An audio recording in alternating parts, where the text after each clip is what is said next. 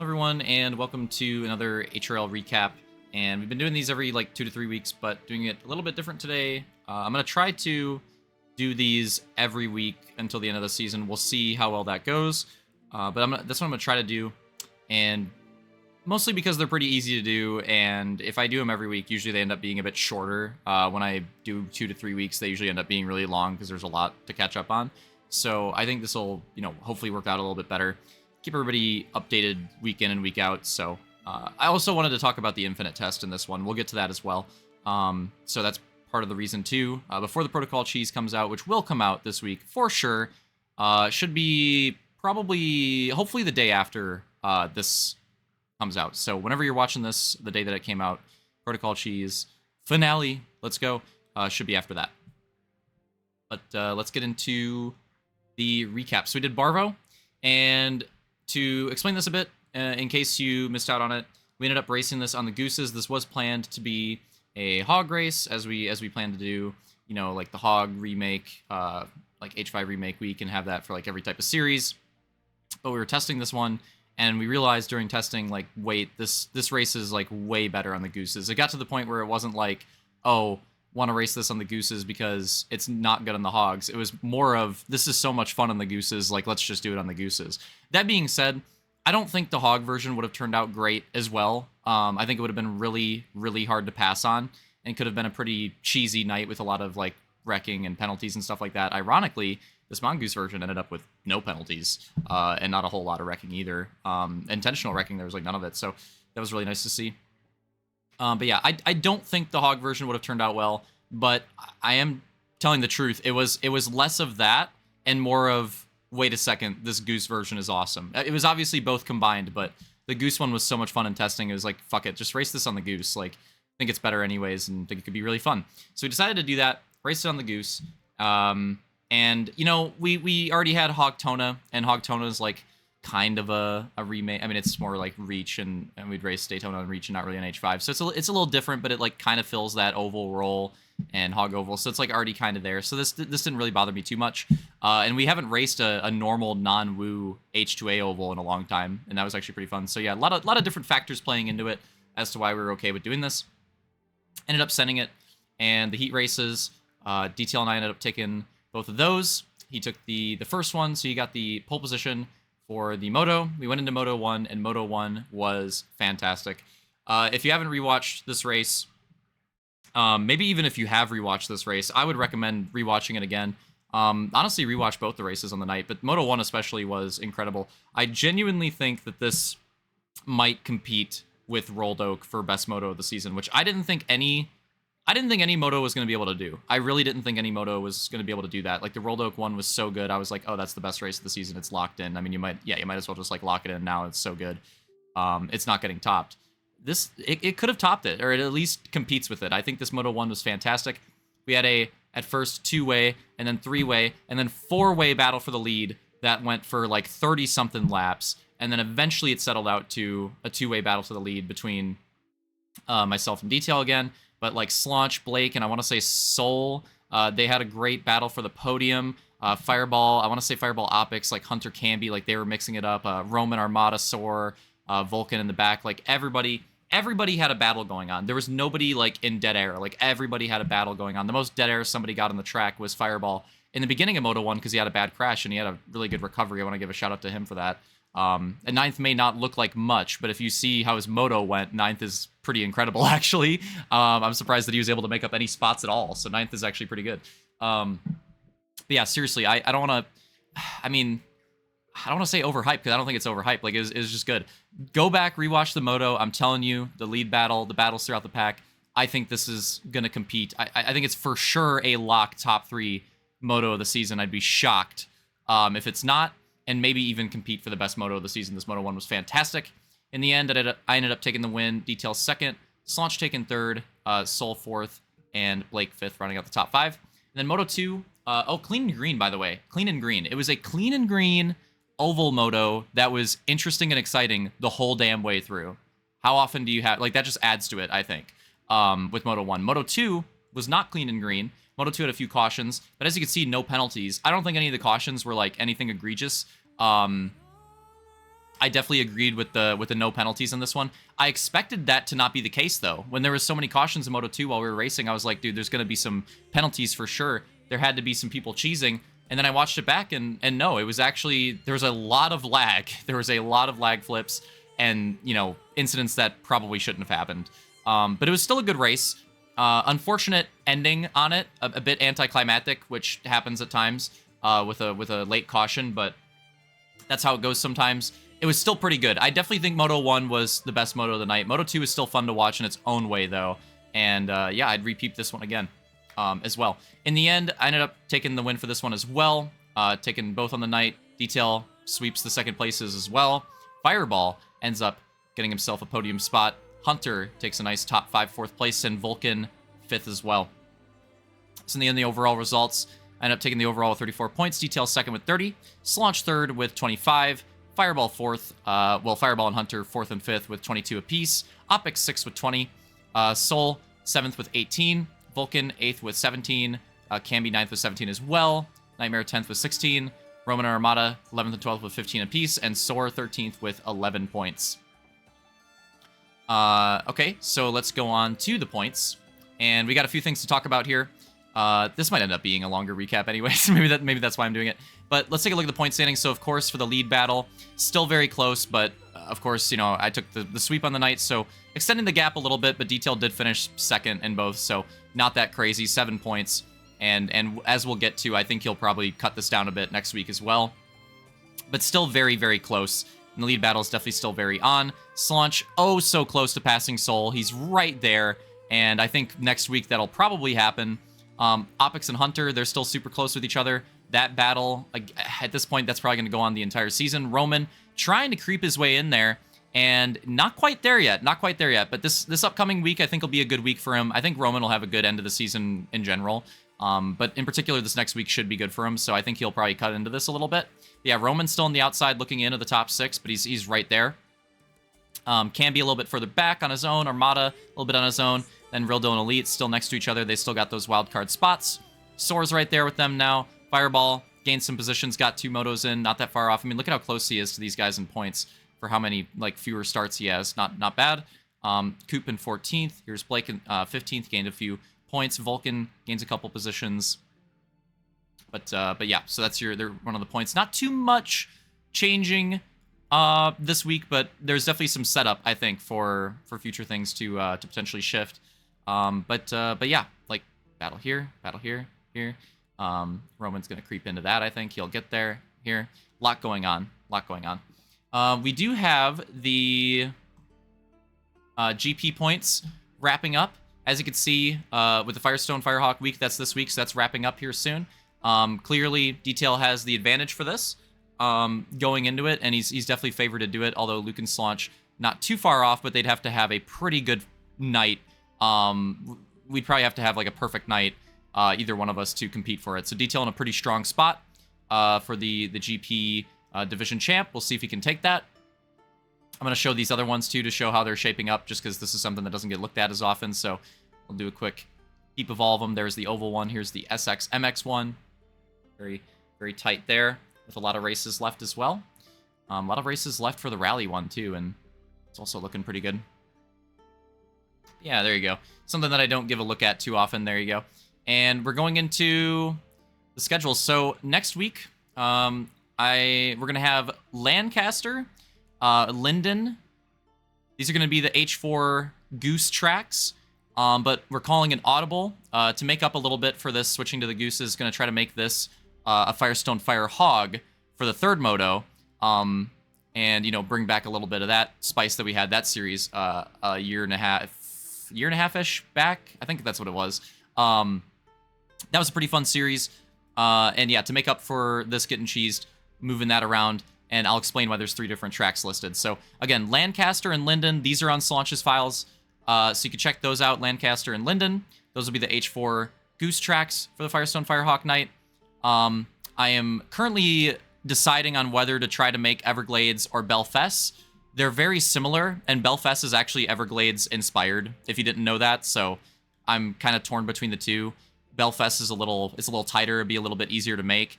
Everglades is the more like classic Firestone Firehawk track, but Belfast plays into the like the H5 remake and the stuff that, you know, the theme that we've been kind of doing on the season. So I'm kind of torn on which one I want to do. I haven't decided yet, but I'm thinking about doing one of those. And if I don't end up doing either of them, or if they don't turn out well, Claystone is the backup. Claystone's the plan B, essentially. So if I don't end up forging either of those two for the hog race for the third moto of the night, then expect Claystone. We've raced Claystone multiple times. Can find video on it. Should remember it. But yeah, that's the lineup for the Firestone Firehawk night. Pretty good set of tracks. No matter which one we go with, should be pretty fun. I wanted to analyze the rest of the season a little bit with how things are playing out. So still deciding on this. Outlands Hog, we got that set up. But the way the season is going, I gotta say, now that Barvo is done, this Woo night is going to be crazy. This Woo night's going to be crazy because the champ battle, I honestly think that this Woo night will be pretty important for how it goes, because I think Detail will probably be really strong in these last 2 weeks, and that's 5 whole motos right there.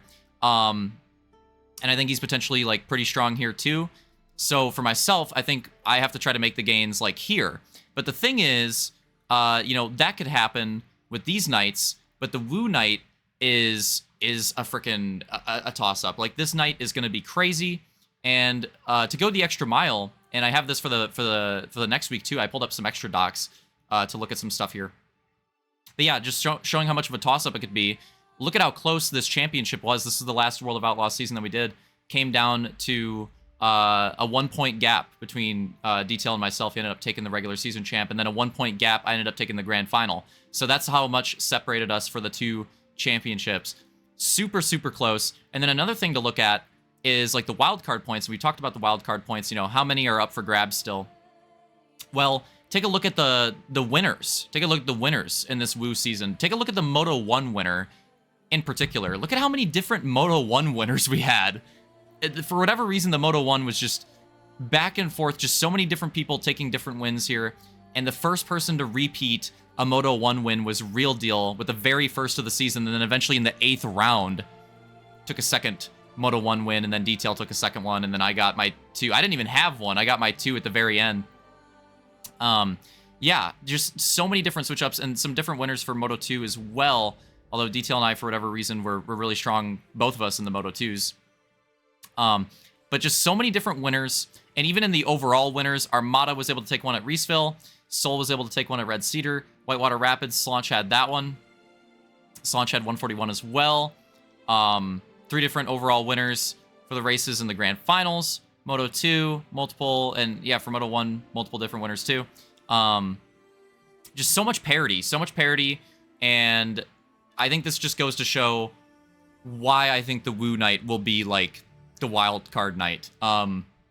Just taking a look at that history, I would be very surprised. Even though we've seen a lot of sweeps, right? We've seen a lot of sweeps, literally back-to-back sweeps. We had one here, Slaunch almost did back-to-back sweeps, and then one here. Like, there's been a lot of sweeps this season. I don't think that's going to happen. I think it's very unlikely to happen on this night.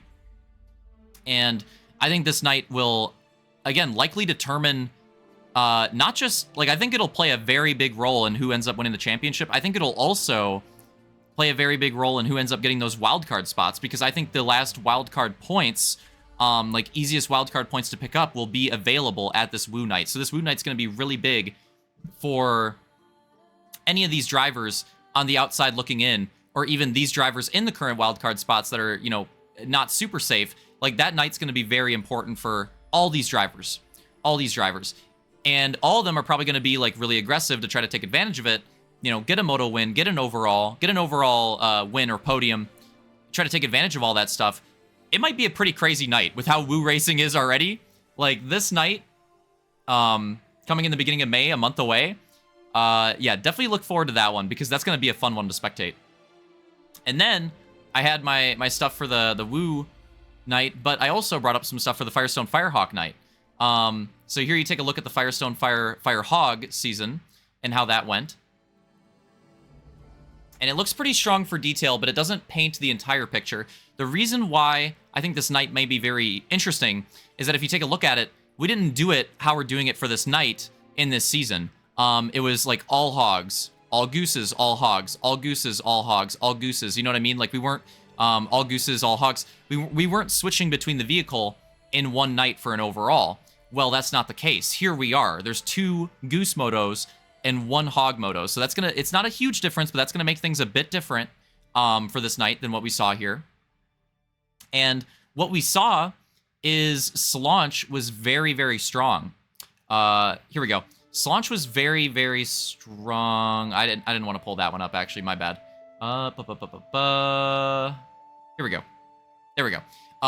Slaunch was very strong on the Gooses. Slaunch actually won the Host Goose award. He won the Goose division for this season.